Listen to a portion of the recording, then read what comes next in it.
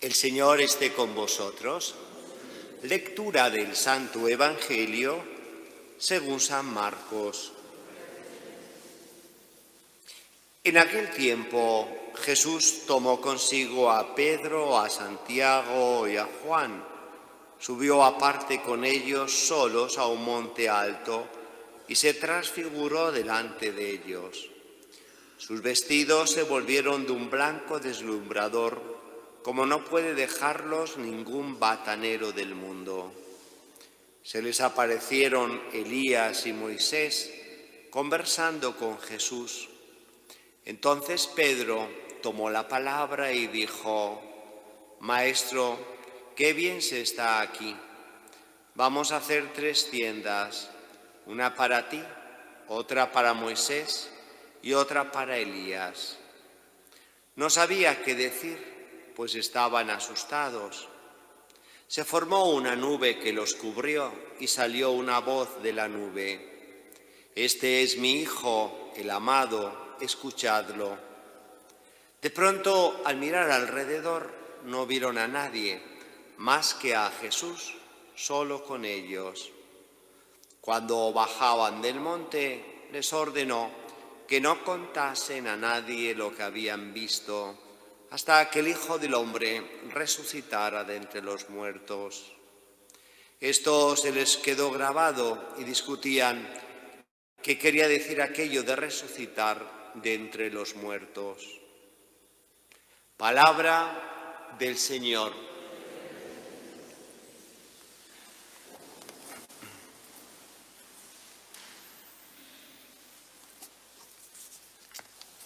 En este domingo de Cuaresma podemos releer el mensaje del Papa Francisco para este tiempo que estamos viviendo, y en su carta y mensaje nos viene a decir: subamos con él a Jerusalén.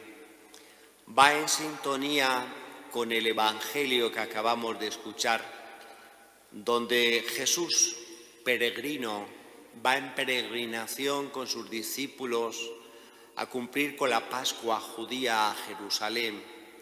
Pero Jesús sabe que es su última peregrinación.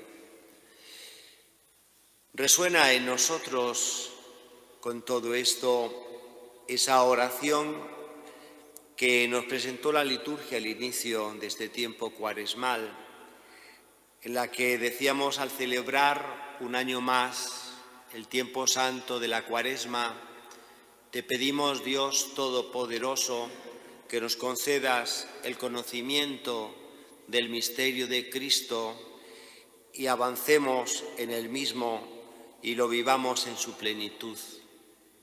Podemos nosotros, también como los discípulos que acompañaban a Jesús, no llegar a entender lo que está por suceder.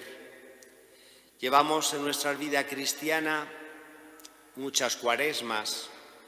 Un año más volvemos a reiterar la vivencia de este misterio cuaresmal con lo que supone la pasión, muerte y resurrección. Nos podemos llegar a preguntar: ¿y nosotros lo entendemos? Los discípulos quedaban perplejos ante los anuncios de la pasión y no lo llegaban a captar, discutían entre ellos. El monte Tabor, que se presenta en este Evangelio, viene a simbolizar ese lugar privilegiado en el cual Jesús, como nos dice el Evangelio, se transfigurará. Es decir, su figura humana cambiará y tendrá esa tonalidad de divinidad.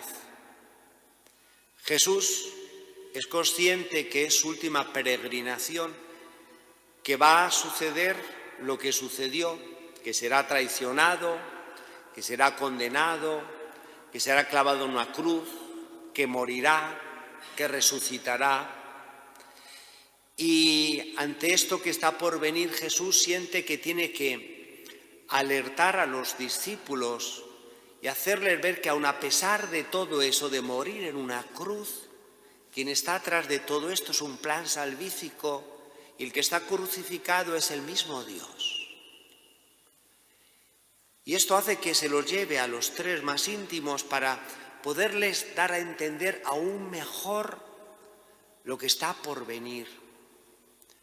A lo mejor alguno de los presentes ha vivido alguna situación humana en casa en la que supongamos que pues el papá ha perdido el trabajo y van a tener que dejar la ciudad, se van a tener que ir a otro sitio, los niños son pequeños, no lo van a entender.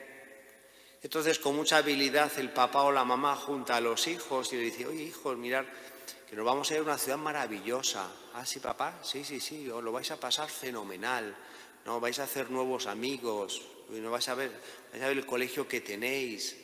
Y le comienza a dejar caer una serie de cosas, porque es que lo que va a venir pues va a ser duro. Y quizás para que en ese momento de dureza pues vean que atrás de eso hay algo bueno, hay algo bueno. Jesús viene de esta forma a llevarse a los discípulos para hacerles entender lo que va a venir. De tal manera, y es muy significativo, que estos tres que ahí estuvieron, Pedro, Juan, Santiago, dentro de los discípulos, van a ser los que van a estar más cercanos a la cruz. Juan va a estar, como bien sabemos, al pie de la cruz con María Santísima. Pedro va a llorar su traición y se va a acercar a Jesús de vuelta. Santiago configurará la primera iglesia de Jerusalén.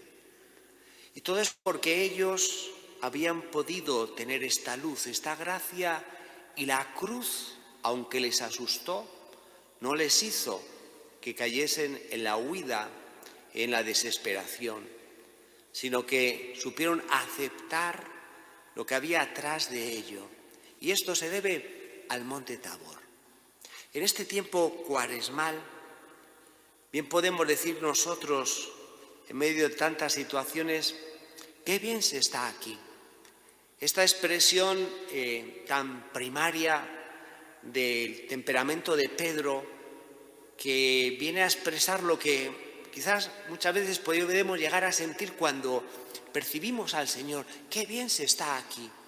No sabemos cómo ni por qué, aunque hace frío, aunque tenemos mascarillas, aunque estaba medio dormido, qué bien se está aquí.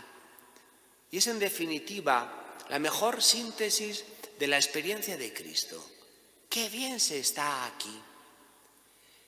En nuestra vida cristiana, qué importante es hacer la experiencia de Cristo. Si nos quedamos en un cristianismo de formulismo, de ritualismo, de moral, pues lógicamente es un cristianismo que ni atrae ni llena. Y hay que percibir cuántos en nuestra sociedad, si es que no somos nosotros mismos, vivimos este tipo de cristianismo donde no hay una experiencia de Cristo. Y cuando se nos invita, y ahora estamos frenados por el coronavirus, pues a unos ejercicios espirituales, a un retiro, a una peregrinación, como que nos asusta, diciendo: mira, mira, que vaya mi mujer, o que vaya mi hijo que lo necesita mucho. Y soy yo el que necesito una experiencia de Cristo, que me saque de un cristianismo frío, distante, tradicional, pero sin más. Y hacer esta experiencia de Cristo que pueda decir: qué bien se está aquí. Porque quien haya hecho esta experiencia, si yo le preguntara, que levante la mano a aquellos que pueden decir qué bien se está aquí, y yo pienso que podíamos ser todos, pues qué bien. Ahí se percibe que es una experiencia de Cristo que nos ha cambiado nuestra forma de vivir el cristianismo, porque hemos experimentado a Cristo. Y este Evangelio nos impulsa a esta experiencia de Cristo, a poder decir qué bien se está aquí. Y yo diría todavía aún más, en el horizonte de nuestras vidas, cuando se nos presentan las cruces, cuando no vemos claro el horizonte, cuando estamos tentados, cuando estamos cabizbajos, qué importante es, y esta es la conclusión que yo saco, en que todos nosotros tengamos un monte Tabor en nuestra vida, que al igual que estos discípulos subieron al monte Tabor y luego pudieron ver el horizonte de la cruz, de una forma diferente. Nosotros necesitamos en nuestra vida estos montes Tabor, donde podamos subir y ver nuestra dificultad, nuestra cruz, nuestras tinieblas, de una forma diferente. Alguno puede preguntar, bueno, ¿y cuál sería el monte Tabor? Pues mira, el monte Tabor puede ser aquí, la capilla de la Transfiguración, donde la necesidad, yo vengo, hermana Rosa me presta la llave, puedo entrar, vengo y veo mi vida de forma diferente. En mi casa, un rincón donde pongo ahí pues una estantería, pongo un San José, un Sagrado Corazón, la Santísima Virgen, y ahí, en ese rincón de mi casa, ese es mi monte Tabor. En definitiva, pensemos y veamos, ¿tengo un monte Tabor cercano a mi casa, a mi vida? Bueno, pues pongámoslo, veamos cuál puede ser, porque todos necesitamos esa cima del monte Tabor para ver las cosas diferentes a la luz de Dios, en esta transfiguración, en esta plenitud, en esta gloria. Que este recorrido de tiempo cuaresmal, donde hoy nos presenta este evangelio magnífico del monte Tabor con los 3 discípulos, nos haga a nosotros hacer esa experiencia de Cristo, de la que bien podamos decir y exclamar como San Pedro, qué bien se está aquí, y que todos nosotros tengamos ese monte Tabor en nuestras vidas. Que así sea.